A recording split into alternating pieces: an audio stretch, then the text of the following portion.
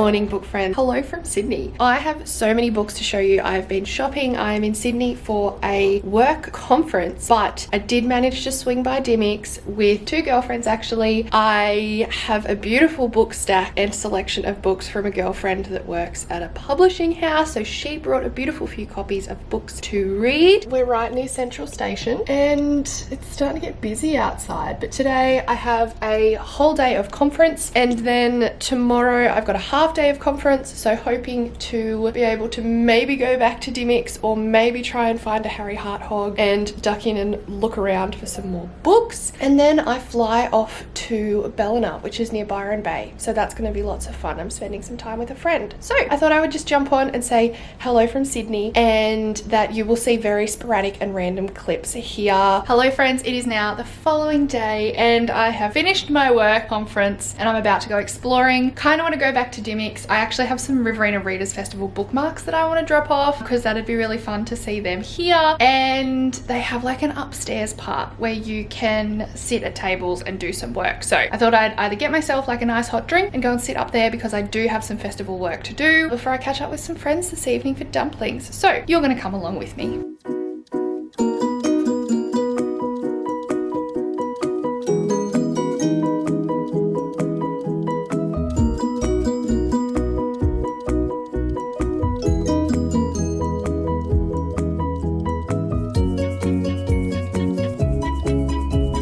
Hello book friends, I have just made myself a coffee and I thought it was time that I took you through the books and the bookish bits that I purchased while I was away in Sydney, Ballina and Byron Bay. So the first bookish bit that I bought was in Dymocks in Sydney. I went back and forward with this top so many times, mentally toying with, do I need it, do I not need it? But at the end of the day, you need a cozy shirt to be reading in. And I actually, funnily enough, don't really own anything bookish in the way of clothing. So this is actually kind of my first piece. It says suffering from a book hangover. I love green and pink. This is just a cozy oversized t-shirt. It's actually the Dymocks book merch brand, which is called the Readers Ready to Read tee. I got it in a large so that it was nice and oversized and it's super duper comfy. So this was the first bookish bit that I purchased while I was away. Then I also got myself a fun little tote bag. This was also from Dymocks. It's a little pussycat on a ball of wool. I loved the orange pop. I was away from Peach for like a whole week, which is the longest I've been away from her since I have had her, which seems really silly as, you know,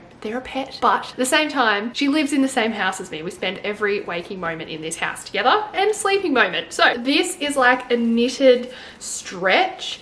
It is seriously sturdy and I love the fact that it's not huge. It's actually quite small in comparison to other tote bags. They had these really cute like little mini ones as well, but I felt like I'm the kind of person who I love a bag that I can chuck a whole bunch of stuff in. I'm not going to carry just a book in here. So middle size was perfect and this was just far too cute to walk away from.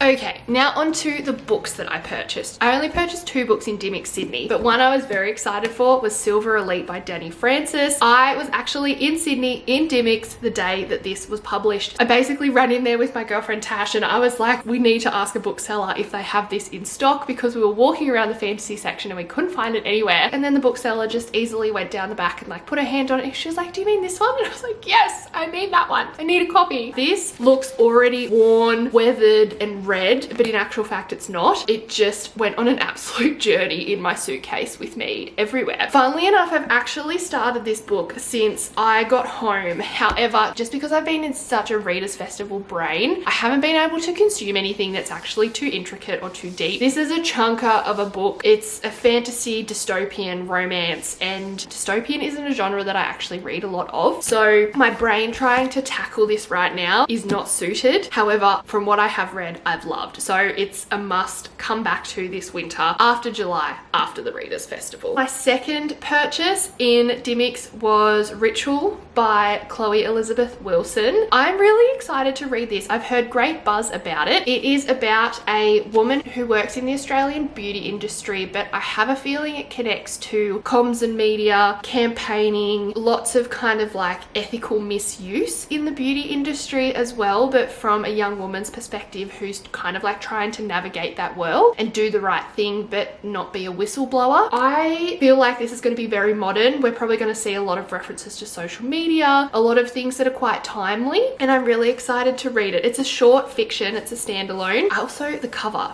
stunning, stunning, stunning, stunning. So this was my other Dymocks purchase. Then while I was in Sydney, I caught up with one of my beautiful friends with another friend who actually works at one of the publishing houses, and she came and met us for coffee, which was just divine. It was beautiful to catch up and see her. We used to work together as booksellers. She actually brought us a few reading copies of books and a few books that had already been published, so that was super special. Thank you. If you are watching, you know who you are. The Singer Sisters by Sarah Seltzer. I don't know a lot about it. It is a new fiction on the market. Then was very lucky to receive a copy of The Night and the Moth by Rachel Gillig. This is obviously an advanced reader's copy. This book is out now on shelves when I am filming this video. I haven't read Rachel Gillig's other books, which is One Dark Window and Two Twisted Crowns. I remember when these books came out and they were not popular in the bookshop. That was when I was a bookseller, but now they are all over TikTok, all over BookTube. People love them. So I know that this book is highly anticipated. I think it's the start of a new series. It's a bit gothic, it's fantastical. I'm pretty certain it sits in the young adult section. So as we know from previous videos and previous reading experiences this year, some young adult fantasy doesn't often hit for me these days, but I do hear positive things about this. So I'm really excited to give that a go. Then we had The Reunion by Bronwyn Rivers. This is a debut Aussie crime fiction, like rural noir, which I really enjoy. This is definitely a genre that I read more of in winter. I do really like Australian crime fiction. It tends to be the only crime fiction I pick up, and I think it's amazing. So I've heard really good things about this. My friend also really talked so highly about this as well. I'm excited to read and discover new authors, because for me now with the book festival, I'm always going into discovering new Australian authors with the lens of, would this writing and would this book and this story be appetizing for our region of readers? And maybe. So I'm keen to read this as well. Also, this is a published copy, so it's available now. Then we had The Names by Florence Knapp. It's a person's story where, depending on how they were named, their life could have had a very different trajectory. I've had conversations before with my parents of going, oh, well, if I was a boy, what would you have called me? Did you have any other names picked out for a girl? Kind of based on the fact that we have those conversations, and for some reason our parents name us a certain name, and that then determines the rest of our lives and how we navigate the world. And so if you were named something different, what would that look like? So this actually intertwines 3 different storylines of, if this character was named something different, what would their life look like? Very fascinating premise to me, and I think this is a book out of the States or the UK, not 100% sure. If you like the sound of that premise, I would recommend you go and grab it, because apparently